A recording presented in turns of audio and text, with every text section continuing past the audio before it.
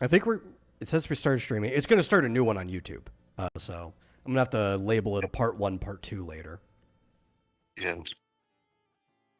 That's nice. I decided to take the opportunity to have a cigarette. Oh, okay. But we should be returning. I mean, technically we're already back on screen.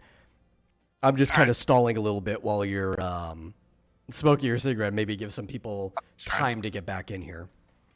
Yeah, yeah. Well, we can come back to that.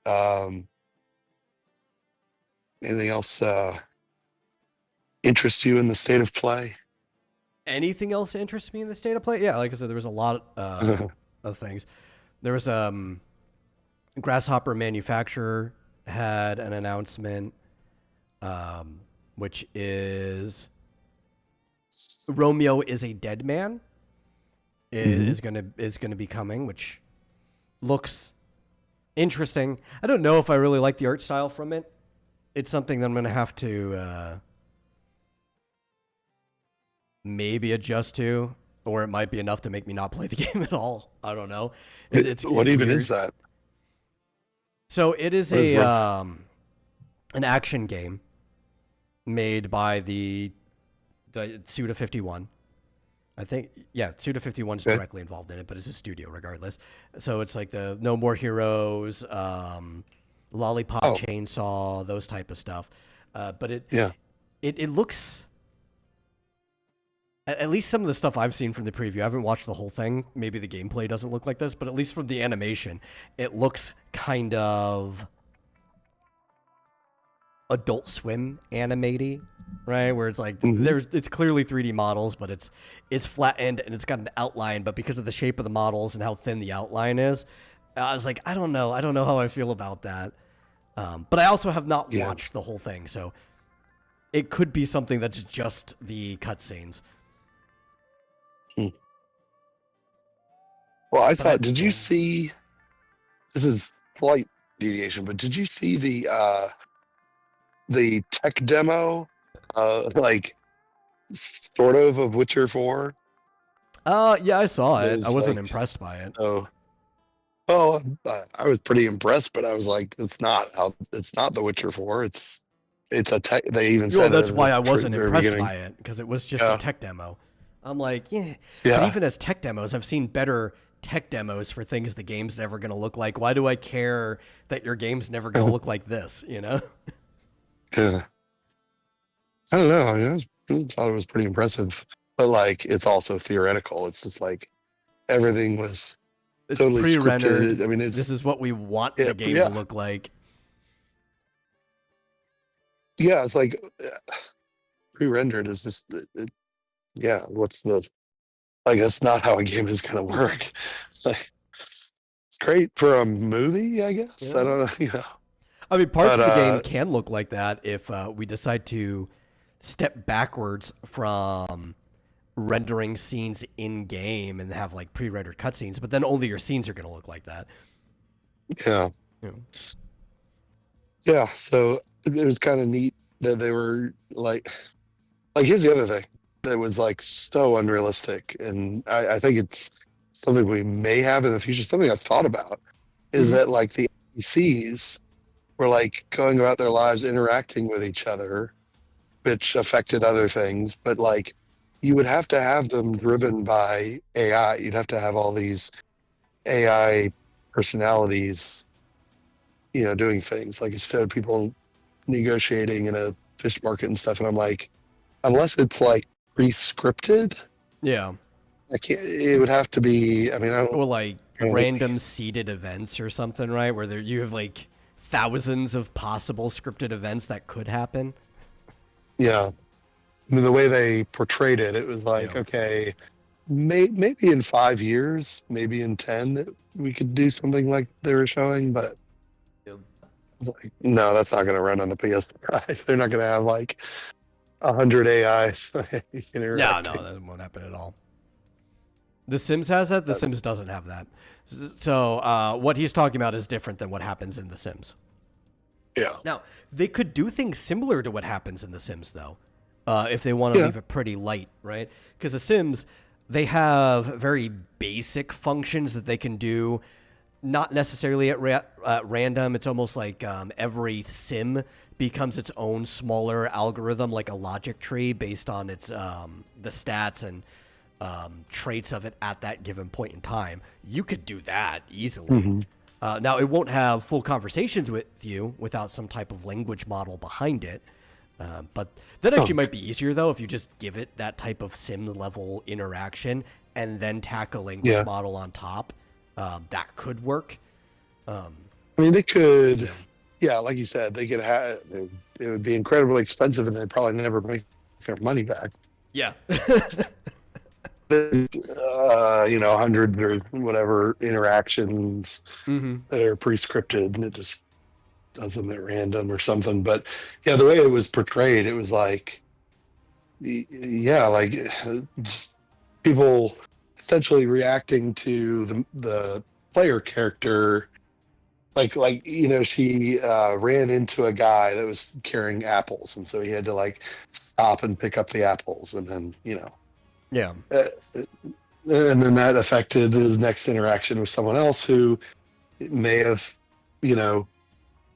interacted with him earlier or later, and then there was so much interacting, And I think that it was on a amazing, basic but level, it was like it's never gonna.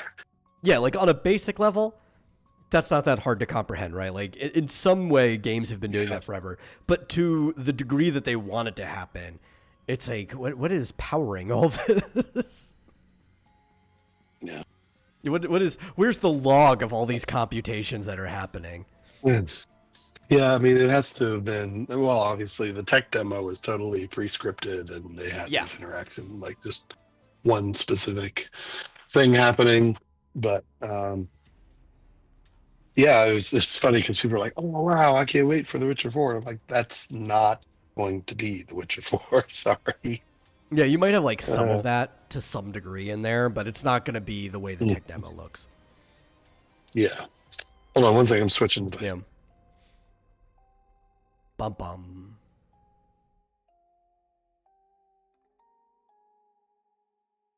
Yeah. This is Kenshi is similar to how the Sims work with NPCs. Yeah, and there's some things that you could do with it. But you consider The Sims, there's no language involved in The Sims at all, right? There's a lot of these pre-recorded or generated simoleon things that almost sounds like Dutch, right? Like the gabba-da-da-ba-da, right? But there's like a whole bank of those that can be modulated to different voice tones that could just be spout out at any time. And because nobody understands it, most of the time you don't even notice when the same one has been said in a different situation. So their algorithm is just routine, right? It could be affected by other things, but it's all current state, and language never needs to be involved, and they don't actually need to keep track of anybody's schedule except for their own. It's very, very basic. The Sims have been getting away with very basic AI algorithms forever because that's all they need, and it's great. Like, it's very simple, genius stuff for somebody to come up with. Yeah, I mean, they don't have to go to this length to be a good game. It's entertaining. No, they don't. That's the thing. And like, do I really even want that in the game? Like, it's cool, but what does it actually do for me as the player? Like, does that actually enrich my experience? Yeah. But anyway, I don't know. Something about it bothers me that although they said it at the very beginning, nobody's going to pay attention to that. Anyway. It was. They tried to blur the lines and be like, "Yeah, this is The Witcher 4." It's like, no, it's not. I was like, well, but this is like a wish list for The Witcher 4. It's like oh god, what was his name? Peter Molyneux. Remember dealing with everything Peter Molyneux's ever said, and he'd come out here and be like, "This is what I want in the next Fable," and he would like talk up so much like what Fable 2 or Fable 3 was going to have in it, and half the stuff he talked about would never be in it, but people thought it was because he's the guy directing the game. Of course he wants to be in it. It's going to be in it. And everybody was always disappointed. And we're like, please, Yeah. for the love of God, have somebody from the marketing department or anyone but Peter talk about the next game he's making. Yeah, really. Well, this game looks really good. Let's see if I can get back to. I hope this doesn't kill the stream again. Yeah, I don't know what killed it, honestly. I hope it doesn't. Yeah. All right. So can you see that? Yes. All right. Are you ready? Mm-hmm. So we're talking about Yeah. Bloodstained, the Scarlet Engagement. Mm-hmm. And this reminded me of Metroid 5. Oh, okay. Metroid Dread. Just because there's like these cutscenes that are like full 3D, but then when it gets to the gameplay, it's I don't know what you call it. It's clearly a side scroller, but Yeah. Some people are calling it a 2.5D. yeah. Just because there are some 3D interactions, which there was almost some in the previous one, except all the 3D interactions were still mapped to a 2D plane, like spiraling up Yeah. that one tower or whatever. Mm-hmm. But yeah, I mean, if it really looks like this, presumably it's going to be on it'll be on Switch 2 and Yeah. PS5. And it looks pretty awesome. But I still love 2D side scrollers. I mean, it's probably one of my favorites. It's got very Portrait of Ruin feeling to it, having two characters there. Yeah. So I guess you just control one at a time and then switch. Swap around, all Donkey Kong style. Yeah. Or Portrait of Ruin style. Yeah. Well, but the joke, too, is a lot of people were saying that Portrait of Ruin was Castlevania Donkey Kong Country back when it first came out. Because in some of the Donkey Kong countries, the characters would have different things they could do. Like Dixie could spin through the air for a little bit, or like Diddy could cartwheel. Like they would have different actions. And that's what Portrait of Ruin is like. Oh yeah, one's like your melee fighter, the other's your magic person. You're going to switch back and forth between them. What would be cool, though, if unlike Portrait of Ruin, this has full co-op throughout the whole game and not like a mission mode that you play where you replay things with a friend. Like, you have two people. Yeah. Why not just make it Like full split co-op? screen. Like on TV, would it be split screen or something? Like, I don't know why you would need it to be split screen if you guys are just always in the same chamber. I guess but, you yeah. don't mind having to keep up. I mean, that's what you had to do in Portrait for the most part. No, you were on two different DSs, so you didn't have to be in each other's field of view, but you did have to stay in the same room as each other. If one progressed, they'd give you like a timer, and then the other person had to, or you could cancel it. Oh, okay. Yeah. So I don't know. I mean, split screen or even online where you don't have to share the screen, both of those would be fine too.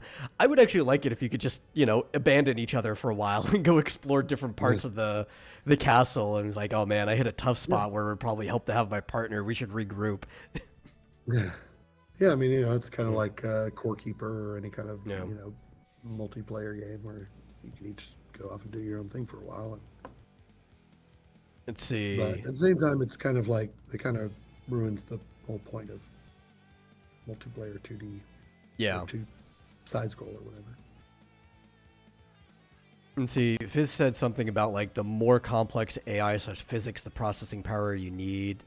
I think it'd be the more you need, meaning you would have to sacrifice on graphics. That really depends a lot, but depending on what you want, no amount of graphic sacrifice is going to make up for it. Like the system itself is basically going to have to dedicate all of its processing power to your AI for some of the stuff people want out of it. So like it really depends what you're willing to sacrifice. I think you'd want to sacrifice more of your expectations of AI than anything else. Or else it would have to be constantly connected to servers. Yeah, where you're offloading that work to something else on the cloud. Yeah, or you'd have to pass some sort of minimal amount of data to ask the server what should this character do next, and have very simple. Okay, they go and pick up the apple, and and then they say this, and I don't know. I could see some like, this is the first game that requires you to own 2 PS5s, one for the game, the other for running the AI. Yeah, really. I mean, you could probably do some fun things though. I think with language models and some lower level routine, if you're willing to really sacrifice on graphic, that was like a top-down pixel game very easily, like something that looked like The Secret of Mana, mostly because like what decision making you have to give to the AI would be so simple. They can only move basically on a grid, right? And they only have so many limited actions that you could focus a lot of what the machine needs to be doing on like the language model itself for interaction. But that's not what people want either. And then obviously it's a scale, so it's you could find some balance anywhere in there. Yeah, it depends. I mean, I've been ever since sort of even the possibility of AI being in a game. I've been thinking like you could have at least whoever you're interacting with at the moment. Yeah. Basically, have their responses be controlled by some sort of language model thing. But Yeah. what they were showing with 100 different people, it's like what? Yeah, yeah. And Josh was like, but can an AI imagine a photorealistic apple in its mind? I mean, you have to define like what its mind is and imagining. If it can like image generate a photorealistic apple, which a lot of them can, does that count? Man, we have to define our terms here. But I could tell you one thing: they can solve CAPTCHAs. Right? There's actually a really fun video you can watch after this. Obviously, don't tune off of our show, okay? We're sorry we crashed on you, but we are back. Watch this. But afterwards, you can go watch a clip of the last time Neurosama and Fillion collabed, and they were just buying a bunch of stuff, I think on like eBay or whatever, with Vettel's credit card. And they needed to solve like, or no, it was like of a Temu or something, but they had to solve a CAPTCHA basically every time they wanted to buy something to make sure a bot wasn't doing it. And Fillion was actually struggling to solve the CAPTCHAs that they had up on there. Neurosama really wasn't. And they were things like specifically there to try to stump AI. It was like, pick the mammal that is closest to the picture of the grand piano. And she would get it right like every single time. And Phil would be wrong. He's like, wait, which one of these is a mammal? Or like, wait, which of the two pianos is a grand piano? That's funny. I was like, yeah, no, you just made it too complicated for humans, not robots.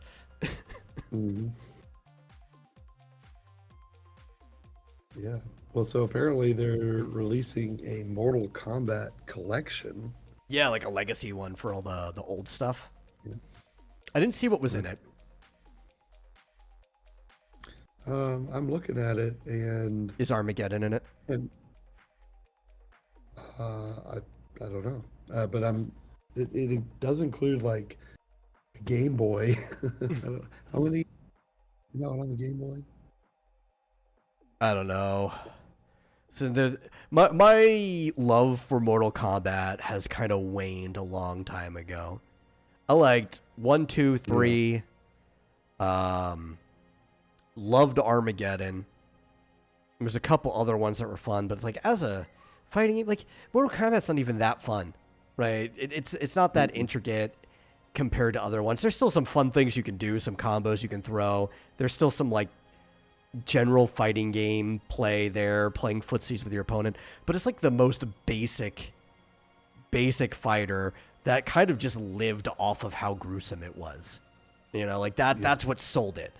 And then like Killer Instinct came and just did everything better than Mortal Kombat did. I was like, do I really want to play Mortal Kombat? I was never really big into Mortal Kombat, but I used to play fighting games. So this one it's funny because like the different versions, they're very different. But it says it has Mortal Kombat 1, but it has the arcade version, SNES, Genesis, Game Boy, and Game Gear. Obviously, arcade and Game Boy are going to be very different.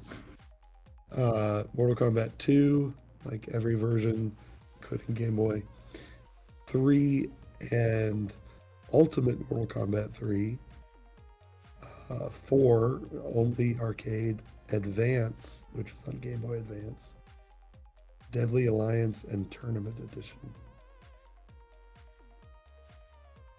Yeah, not really that interesting. Yeah, it's funny because it shows 4 or 8 different games, but in reality, it's like 15. Yeah.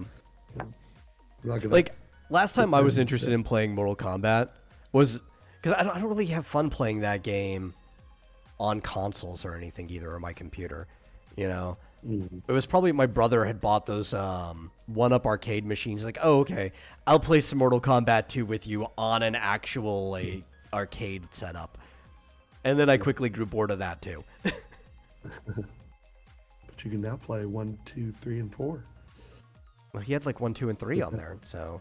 And I've never really liked 4 that much, so I was like, eh. Yeah. Well, and that's only the ones confirmed so far. Maybe they'll have Yeah. more. See, my favorite one, and I've brought this up several times, was Mortal Kombat Armageddon for the PlayStation 2. And the reason it's still one of my favorite fighting games is because it had the best character creator out of any fighting game I've ever played. Not because it was like the most intricate creator for your character design. Honestly, the pieces that you could use were pretty limited. It's like maybe 100 different options total, but you could color them whatever you want. There's like a whole color changer for every individual like piece. The important part though was that the creative character let you mix and match basically every single move from the game to make your own character fighting style, which was far more important to me than the actual aesthetic part of the character creator. And almost no game lets you do that anymore. Soul Calibur 3 let you kind of pick some of your moves, but it was still limited to like your weapon style. Every other game is just like, okay, you can make your create a character, but you basically just pick the fighting style of some other character that already exists. I'm like, man, well then why wouldn't I just play the character that already exists if I have to use their fighting style anyway? Yeah, that's really cool. I actually had no idea that was a thing, because that would be more interesting to me, especially if it tells you how to do the moves. Oh, yeah, You yeah. can pick ones that are interesting to you. And you basically could create your own combos based off of like moves that you're like, oh, that would flow into that really well. Yeah, Yeah. that's sweet. What's that called? Armageddon? Yeah, it was Mortal Kombat Armageddon for the PlayStation 2. As to my knowledge, it's never been ported or remastered. Cool. Street Fighter 6 creators kind of like that. I haven't gotten into that one. If it is, that makes me a little more interested in 6. I don't like the general mechanics of the game, though. That's what's caught me from playing it. But I'm already more interested now that they've released the SNK Fatal Fury collab, because 2 of my favorite characters, Terry Bogard and Mai Shiranui, are in it. And the outfits for Mai. Did you see the new outfit that they just showed off for Mai Shiranui? They got her like in this little corseted bustier or whatever that pushes up her tits like really well, and it's very respectful of the character. It's not like some weird Capcom made this up. It looks like the type of outfit that she would wear as a character. She's always been a pretty sexy character in general, but it's like, oh, Capcom, why are you giving more respect to Mai than SNK is? That's the stuff that makes me want to play Street Fighter 6. But if they're character creators like that too, that gives me 2 reasons to want to jump into it. Pretty cool. So another one that we already talked about when it was announced, Ninja Gaiden Ragebound. Mm-hmm. It's a new trailer, and it releases end of July. That's another cool looking side scroller. Yeah. We showed that one off. Yeah, we already showed that. Not nearly as 2.5D as the Bloodstained. Mm-hmm. Also, I think I could probably answer Fizz's question a little more clinically, if I knew whether he had an iPhone or an Android. Because he asked, is there an app that allows you to plug a USB from your phone to your computer and record your screen? Yeah. Also, Yeah, I've done it. which direction are you looking to record? Are you trying to record your computer screen with your phone, or are you trying to record your phone screen with your computer? That also varies the question a lot. Most people, it's phone screen to computer, but in your case, knowing how weak your computer is, I could possibly see you wanting it the other way around. Yeah. Actually, interestingly, if you have Apple all around, well, never mind. He said Android. Yeah, I was Android. going to say my Mac does mirroring of the iPhone. Mm-hmm. And on my PC, I have an app called Reflector that allows me to mirror my iPhone on a PC. I bet you Reflector does Android, maybe. Maybe, I don't know. I know Android actually has a couple options native to it. Like there are apps already installed to Android's base package that could, oh yeah, see, record computer screen with your phone. I thought that might have been the case. Now that, I don't know. Especially because for recording a screen, typically you can't do that strictly with classic USB. And your computer's so old, I doubt it has a USB-C. What you'd probably need for that is the same thing most people need for the other way around. And you're going to need a Type-C to HDMI adapter, which is a type of cable. I have a Type-C to HDMI adapter. And I could kind of go both ways. But obviously, I really would only want it for capturing my phone screen. Yeah, that was the one where I tried that from the Steam Deck. Yeah. But apparently, trying to get the damn Steam Deck to broadcast over that, like, heated it up so much that it couldn't handle it. So, Mm-hmm. yeah, so yes, Reflector 4, it's not free. You can try it free for 7 days. But it's $22 if you like it. It works for Windows or Mac, and it will allow you to basically mirror Android or iPhone or pretty much anything. So you can try it for free for 7 days. That's what I like. That's Yeah. software. But he's kind of looking for the very like niche option that is the exact opposite of what most people want to do with their phone to computer setup. What's that? Like he wants to record his computer screen with his phone, which is why I asked that, because I knew about how weak his computer was. He's basically looking to use his phone as a capture card, in a way, right? And it's like, yeah, no, you want to record your computer screen with your phone? You're going to have to get like a gooseneck mount or something and point your camera at your computer screen, more or less. Yeah, you could do it with, Apple stuff. You can basically do the same thing in reverse, mirror your Mac onto your iPhone, but with Android and Windows, I don't. I'm sure there's probably stuff. You just have to go digging. You probably find it just like scrolling through GitHub or whatever, because there's a bunch of Android stuff on GitHub. And there's probably someone out here there who made that exact niche thing that you need. But because it's like a really niche need, I don't know it off the top of my head. So like you have to go find it yourself.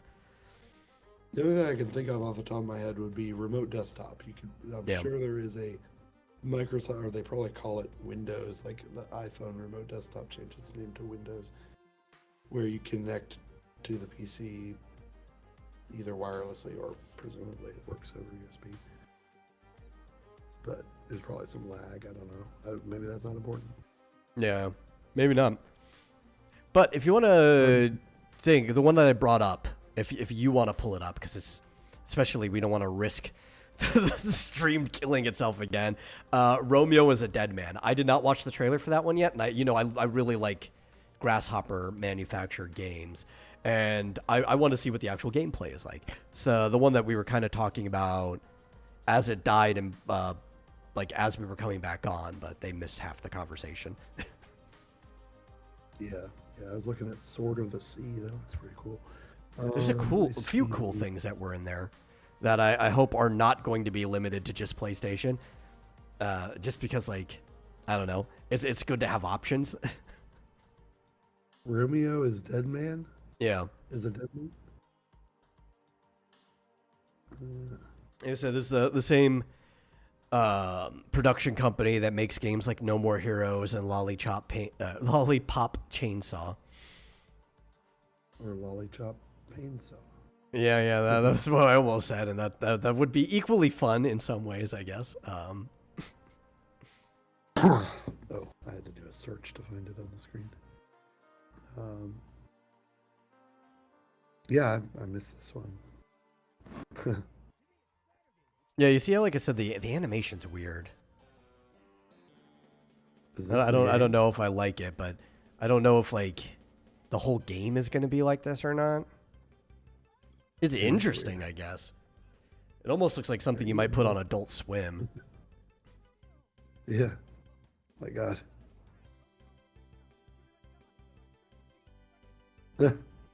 But also, in some ways, reminds me of some other stuff that they've done before, like, to a lesser degree, if you've ever seen Killer 7. Killer 7 kind of had somewhat of that aesthetic to it. Yeah. Some of this is like... Yeah, like, artistically, this is all over the place. Yeah. And what happened? He was eaten by a zombie? Or something. I don't know. One of the things I like about almost everything that Suda makes is it's basically a fever dream. Okay, is this what the game's going to actually look like? If that's what the game looks like, I'm fine. That's basically just No More Heroes graphics, but a little more realistic. In fact, some of the combat looks very No More Heroes, the way he's using that laser katana. Yeah. Yeah. Like, this looks like... What was that one? Dead Rising. It kind of reminds me of Dead Rising with, what's his name? Frank West. I can see sort of like they have the, what do they call it? I don't know, some stylized, like the lasers and stuff look all cartoony. Reminds me of the No More Heroes. Yeah, I can feel the No More Heroes in all of this. Yeah. I could feel the Suda 51 in all of this in general. But, oh, yeah, no, that looked good. That's all I really needed to see from it. I was just like, previously, all I saw were bits from that weirdly animated part at the beginning. But seeing the actual gameplay is like, oh, okay. No, I can live with this. This game looks good. Yeah, that's pretty awesome looking. I did not expect this to be the gameplay after the beginning. Yeah. That's why I was wondering. It's like they said it was an action game. It's like, is the whole game going to be in that? Or is it going to be like lower action, like Lollipop Chainsaw? It's like, no, they're going full No More Heroes with it. Yeah. That is the weirdest thing ever. Yeah, that looks very like photorealistic in parts of it. Mm-hmm.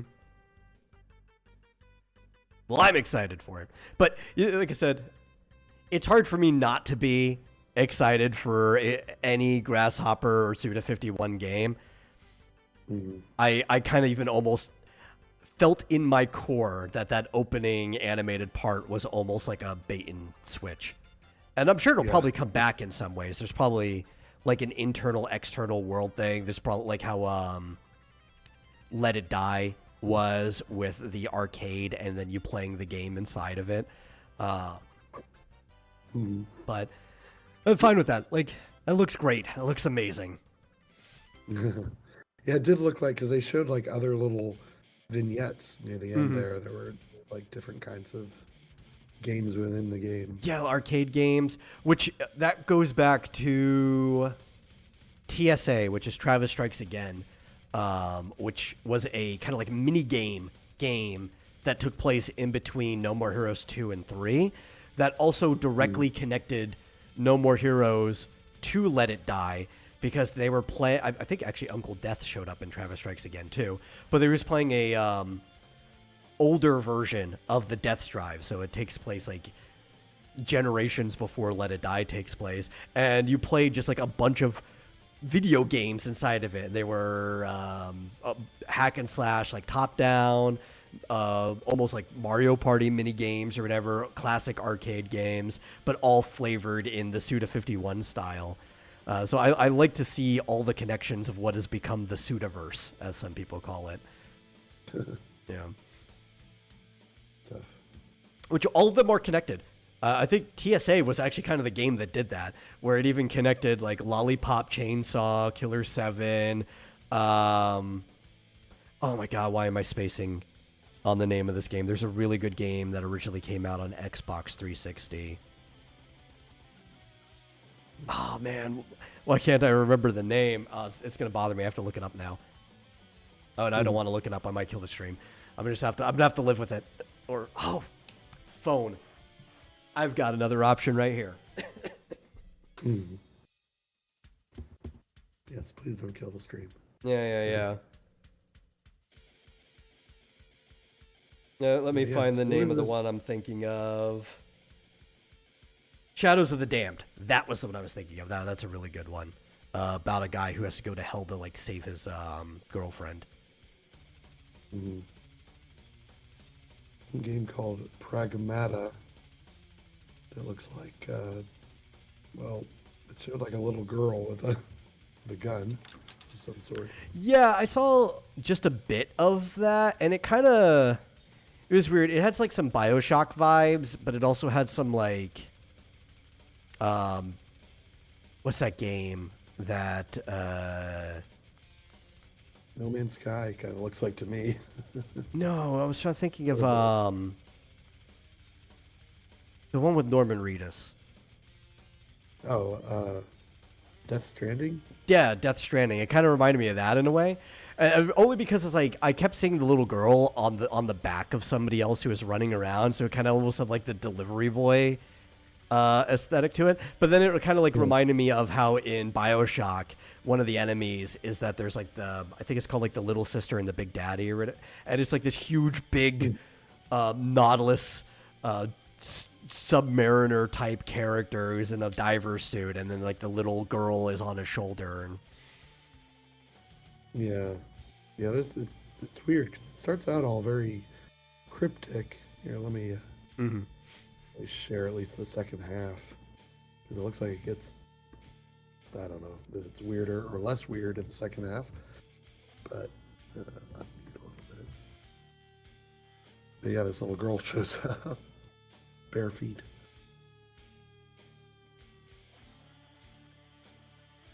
So is that Norman Reedus? No. Well, I mean, he's filling in the role in my head, obviously. Yeah, I don't know what this is about. Oh, yeah, there you go. It's also got some like Dead Space vibes to it too. Oh yeah. Totally does. Like what the hell? It's very actiony though. I like that. Yeah, and she can she has telekinesis or something. Well, this is the reason it was reminding me of that BioShock enemy, because like the little girl for the enemy is almost like a witch, so who's being protected by like the big guy. So like you're protecting the person who's got like all your gadgets and stuff, and you're the knight with the princess on his shoulder or something. Yeah. But I guess it's I got it. This is the Isolation Space Adventure equivalent of Banjo-Kazooie. Yeah. Oh, wait. Have they thought that it was coming out sooner? Maybe this was something that was 2022. talked about a long time ago. It's not something I've been following. It's the first time I've ever heard about it. But this might have been something that was announced a long time ago from Capcom that some people were waiting on. Yeah, but like the beginning of it is really weird. Like I don't even know what the hell this is all about. I think this comes Yeah, before that. it's probably like one of those like next steps in evolution thing. The game got delayed, says Joshua. I guess so. Yeah, I'm sure. I've never even heard of it, so I didn't even know it was delayed until now. Yeah, they seem to be saying that basically they thought it would come out in 2020, like I guess 3 years ago, and it's still a year away. So, well, hey, Metroid Prime 4 has been in development for 6 years, apparently. But like Capcom usually makes some pretty solid products in general. They don't normally have a flop, at least in enjoyment. They might have a flop in the average consumer wasn't interested in it, but if you go and play the game, it still usually plays really fun. So there's a lot of cool things here. It's something that I would probably tuck into the back of my wish list, but still be interested in. I do like isolated space stories. Metroid Prime, a lot of Mass Effect, you end up in a lot of isolated places. Dead Space, the first one at least, was really good. I think Dead Space 2 is also pretty good. It'd be cool to like tuck that in to another example of that isolated sci-fi genre. Mm-hmm. Yeah, it looks interesting. I did play Dead Space, so at least I'm aware. Yeah.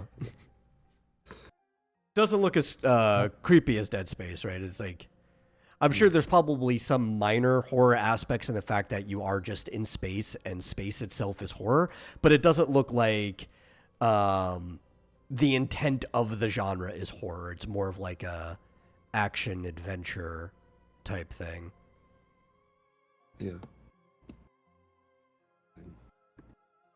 I don't really see much else that looks super interesting, although... Yeah, let me think. There was that one pirate game that was announced, Sea of Remnants, by, I think it's a NetEase game. So here's the problem. I think Sea of Remnants is the one I'm thinking of. Ocean adventure, RPG, simulation, survival, building, turn-based strategy, from Joker Studio. I think that's the one. NetEase announced that there was a free-to-play pirate RPG that you would be able to go into. And I have some issues with that because the one that they announced looked good. I don't know if this is the same game or not, but it looked good. Yeah. Okay. But it's NetEase. And NetEase is an awful, awful company that kind of drops the ball on every single thing they ever make. Or the thing is fun, but then there's so many mandatory microtransactions or stuff for you to get the actual enjoyment out of the game. And they don't make their games around giving you a good product and making you want to give them money. They make it around giving you a half-baked product where you have to give them money. And it's like, man, at that point, I'd rather you just sell me a finished product where I have to give you the money up front, you know? Yeah, really.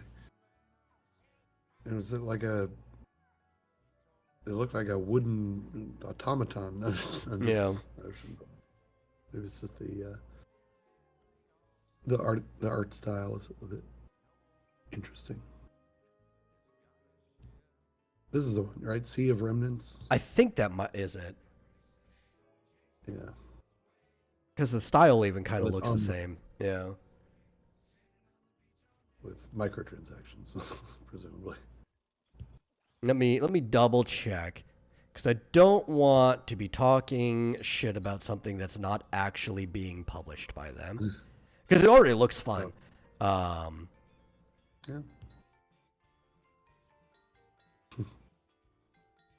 Hey, freaky looking mermaid. But it's like, even if it looks fun, yeah. It was Sea of Remnants. You just have to be like skeptical of anything that comes out from NetEase. Every single time. Yeah, they are like made of wood or something. Yeah, kind of like puppets or some that marionette type thing. Yeah. But is it I mean, that looked like a turn-based Yes, battle there. it does say that it is turn-based strategy.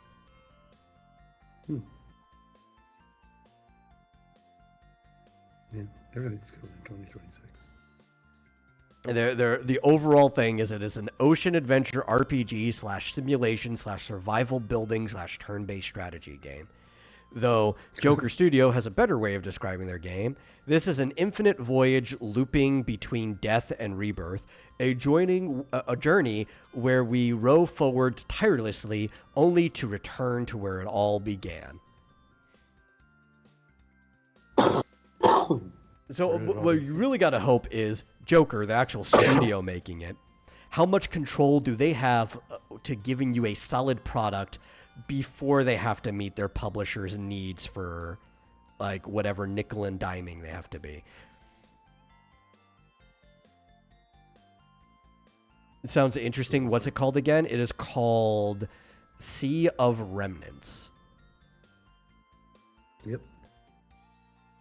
And the one thing we're not going to talk about, I assume, is Thief VR. Oh, I really don't hate myself that much. I guess I'll say it real quickly. Thief is back in the worst way possible as a VR only game, which means there'll probably be a non-VR version that you can play, but non-VR versions of VR games usually suck just as much as the VR version, and they usually come out months later. But it's coming back as a VR game with like a female main protagonist for some reason. Doesn't make sense to Thief. I don't know why you would do that. I guess maybe because Half-Life came back in that way, except to the expanding world of Half-Life, Alex was fine. Like, nobody questioned why she was the protagonist of the game. Thief is just like, why? Why wouldn't you just use the same character that you've been using? Yeah, the last Thief wasn't even good. I agree with you, Fizz. I don't know why they're continuing to ruin this franchise. The original Thief was great. You could say that about almost anything. The last Blank was terrible. Yeah. They keep things worse and worse. I think because most of these things, the original creators weren't on them anymore. Right? It's just like a property that the company owns now. It's only like Nintendo that seems to, not always, but pretty consistently For now. keep their quality up. Yeah. And I say for now specifically with Nintendo because we do see some retirements happening soon. Actually, I think there's somebody who just announced his retirement recently, but I can't remember who it was. But all of these old guard from Nintendo are going to eventually slip away, and we don't know who they've been training to replace them, if they're going to be as reliable as the people who've been around forever. So we've got good Nintendo games for a while. The company's already not that good as a company, but we've got good Nintendo games for now. Who knows how long that's going to last? We can only pray. Speaking of retirement, in the change of the era, I do want to get back and see. I think there might be something else in the state of play. I'll scroll back through it in a second. But the original voice of Donkey Kong is retired. Is not in Mario Kart World. In fact, we're pretty sure, even though he's uncredited, we know who the new Donkey Kong voice is. And it is likely... He shows up in the credit for other reasons. Chris Pratt. No. Though the voice does come from the movie. Thankfully, not the English version. It would be horrible if, like, Seth Rogen was the the voice. No, it's very likely to be Koji Takeda, who was the voice of Donkey Kong in the Japanese dub of the Super Mario Brothers movie. Mm-hmm. Which is fine. Actually, all the voices in the Japanese dub were great. Most of them better than the English voices. I think, like I said, Pratt and Day could have done better if they were allowed to do the Mario voices that they did in that commercial the entire time. But, you know, the director didn't let them. I think the only person who probably did the most perfect voice, I forget his name, was the guy who played Kamek. That was like 100% just exactly the voice I expected to come out of that character's mouth. But aside from that, pretty much everyone in the Japanese dub just did a better job than the American original voice cast. Yeah. Yep.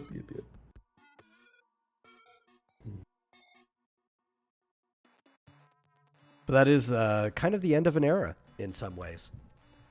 Because there's so many characters that are getting replaced. I think also Peach and Toad, who had been the same voice actress in Japan for the longest time, also finally got replaced with, I think, 2 new voices, one for each. So, like, a lot of Mario characters. We already saw that start with Mario and Luigi and every other voice that Martinet did. But that started with Mario Wonder had a new Mario and Luigi for that game.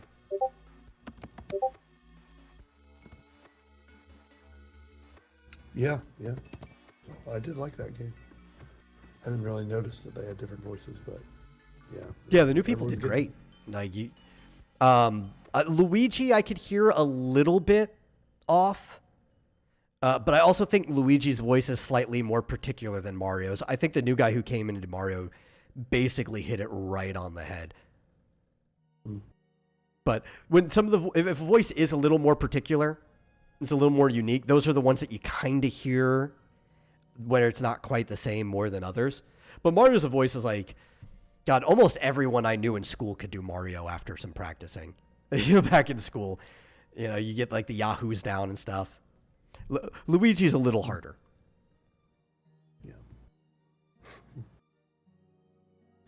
Oh, yeah. Yeah. Mario! So there's also a 007 game, it looks like. Yeah, I'm not excited for that. I was before I saw the trailer for it. Yeah. Because I did like the old like GoldenEye. I even liked the Nightfire on the GameCube, which was like a different studio, but they tried to be as close to GoldenEye as possible. So it was like the closest thing you were going to get to a sequel to that. And this is trying to somewhat follow in those footsteps, be a little bit more of an action game. But it's like, it's like a James Bond origin story with a young James Bond. So they're basically just trying to make their own Uncharted, but James Bond and spies and stuff instead. And it's like, I'm just not interested in that. Start me with Casino Royale. That's the youngest I want Bond to be. Like, isn't that the origin story? I mean, well, technically, in Casino Royale, Bond had already been doing his job for a while. But because he's a secret agent and everything, we don't need to know anything really about his life before that. Bits and pieces get dropped through the different stories. Like, they'll talk about his early life. But you never actually see it. That's never an event that is covered. So it's like, yeah, where I think he was in his mid-20s, mid to late 20s in Casino Royale, which is the first story for James Bond. I don't want to see Bond like any younger than that, Yeah. Yeah, I don't know. It's got Q with gadgets and stuff. Yeah. That's neat. So Razorfist was saying it was the return of James Bond Jr., that old Hanna-Barbera cartoon. Yeah. I'm waiting to see, well, look at there's one pretty girl. A bunch of ugly ones. James Bond has no origin or character arc. The first part is true. In the original like novelization and the kind of like pulpy beginning that he had, James Bond did have a character arc for quite a while. Like Fleming did give him in the novels a character arc. It's a slight one. It's not like a big heavy one. He does have regrets about things later. The expansion of the James Bond story through multimedia has kind of destroyed almost any character arc he has. Certain versions have had their own character arcs. You can see some, even in the Daniel Craig ones, there's like a slight arc going all the way through like Skyfall and everything. But they've turned him into even more of like a sex machine than he was in the novels, and then they started pulling away from that. And it's just like anybody who works with James Bond just doesn't really even know what to do with James Bond as a character. I mean, it's silly. It's like Yeah. it's the movies are like a sitcom, or like Almost, yeah. a serial show where at the end of the movie you kind of want everything to be exactly the same as it was at the beginning, so that you can do another episode. Yeah, and I think that was a Another big movie. problem with Bond through like the Like, 70s through and the 80s. 90s. I think Yeah. more than anything, because that was when they were trying to treat it almost like an episode.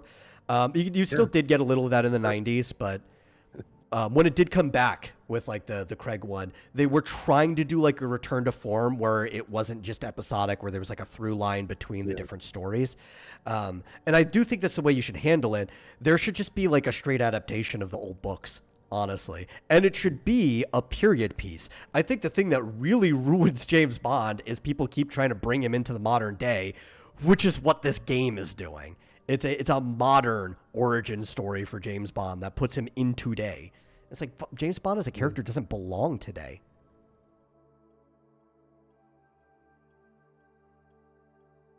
But I like a lot of the older movies. Yeah, Pretty good.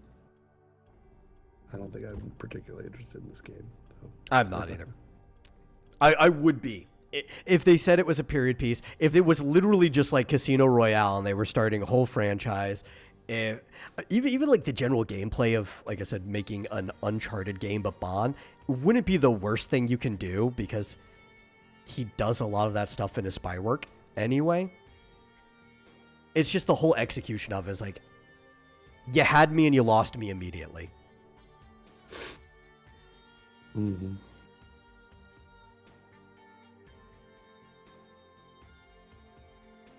Trying to remember, I think there was another one I was interested in. We saw in Everybody's Golf that Pac-Man's going to be in it, which you would hope. Namco loves to shove Pac-Man as a guest character in everything. We got a release window, or actually date, for Digimon Story Time Stranger. That'll be October 3rd. I'm excited for that. Don't need to talk more about Digimon Story. We already covered that. What was the other thing? There was something else that was cool in here.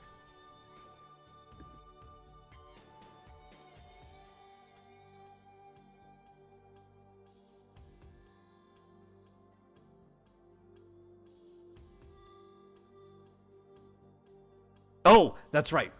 Boom, the Final Fantasy announcement. That was the thing I wanted. So, we got an announcement for Final Fantasy Tactics, the Ivalice Chronicles, which is coming to PS5, and I think it's going to be hitting other places, just maybe not at first, or probably at the same time. They just haven't given release for it, because Square did say they don't want to be limited to Sony anymore, so I don't think it's going to be limited to PS5. But it's basically an enhanced version of the original Final Fantasy Tactics with a bunch of other things, but it will also have a classic play version. And I hope the classic version doesn't get touched at all. I hope it's like literally they just port the game in there and you play it that way. Because I have already seen them saying that certain story elements will be updated. And I hate when I hear the word story elements will be updated. Yeah, it says it has the renowned War of the Lions translation. War of the Lions was a good translation, because War of the Lions was a later kind of like redo of the original Tactics. What was it, for Game Boy Advance, or was it for DS? I don't remember. It was around the change period between the two consoles. Yeah, but it seems like the classic version does not have the adjustments to the story and all that. Yeah, that's all I'm hoping for, is that it's exactly the way it was. Because it's a great story. Some of the dialogue's a little clunky, but that's part of the charm of the game, too. But is the War of the Lions translation better? Yeah, I would argue that the War of the Lions translation is better. And it's even that one is still so old that when they say we're going to update the story elements, it doesn't mean what people would mean today. right? Like they didn't update it for modern audiences or anything. So if that's the only update to the story elements, then I'm fine even with the enhanced version. I'm just skeptical of modern Square, you know? Yeah, it seems like it. I mean, I'm just looking at the comparisons, and it seems like the update to the story elements is only in the enhanced edition or the enhanced version. So, and the enhanced version looks great, honestly. Like I think they did a good job with it. I was wondering because I was looking at that and thinking like this looks kind of dated. You know, so that's why, because it's basically a remaster of the it is the first game in the Ivalice like story or world of Final Fantasy. Good thing they're calling it the Ivalice Chronicles. It's the one that like starts everything. Final Fantasy 12 is in that story. Vagrant story is in that world as well. Every tactics pretty much takes place in Ivalice. It's this fun world. It's where like Vieira come from. It's got its own set of like espers or idols that are separate from everything else. So you have like Belize, Mateus, who replace things like Ifrit and Shiva. It's got like a really tight lore. It's also got different Mughals than everywhere else, right? Like you're expecting Mughals to be like these almost fluffy white cat creatures with a palm on their head, but the ones in Ivalice look more like rabbits with like little bat wings and palms. And it's just like a fun little world to dive into, and this is the start. And periodically they re-release it because there is more than a cult following for this game, right? The people love this one in particular, and they constantly demand, like, hey, man, it's been a decade since you re-released Final Fantasy Tactics. Could you give us a hit? Could you give us a fix? Yeah, really. Yeah, we haven't had a new re-release yet. Yeah. So I'm excited for that.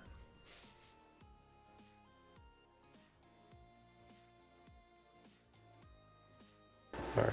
Yes, Fizz, we know that that Ifrit literally just has the same meaning as demon in Arabic. You say this every time. It's something we were already aware of. You don't have to say it every single time. In Final Fantasy, he's also an Esper who actually also has the same design that you would expect from a demon from Arabia. So even though they're using it as a name, they're still kind of keeping the meaning anyway. I'm bringing home, well, if I can find the meat, enchiladas and tacos. Oh, okay. But we are over, I think. I don't know. I'm trying to think. How much time passed in the restart? I don't think it even took a whole 5 minutes, so I'm pretty sure we are over. Yeah. I mean, it takes me an hour to get... Yeah, that's why I'm trying to get you off now from here, so people can clip that out of context if they want. I don't care. But thank you all for watching. I hope you guys enjoyed the show. I hope you guys are caught up with your state of play and everything. Oh, thank you, Joshua. There was the other thing I wanted to talk about, which I guess we'll have to get around to next time. There's a new Marvel fighter that's not Capcom. It's going to be made with one of my favorite fighting game companies, or previous favorite fighting game companies. Their recent stuff has been kind of lackluster. Arc System Works, called Marvel Tokone. And some of the designs look like they're drawn by Horikoshi from My Hero Academia. Don't have time to talk about that now. I've got a lot of opinions on that. We'll talk about that next time if we can remember to. So share it out. Get more people in here. Like it. Do all the stuff you need to. And we will see you guys no later than Monday. See ya.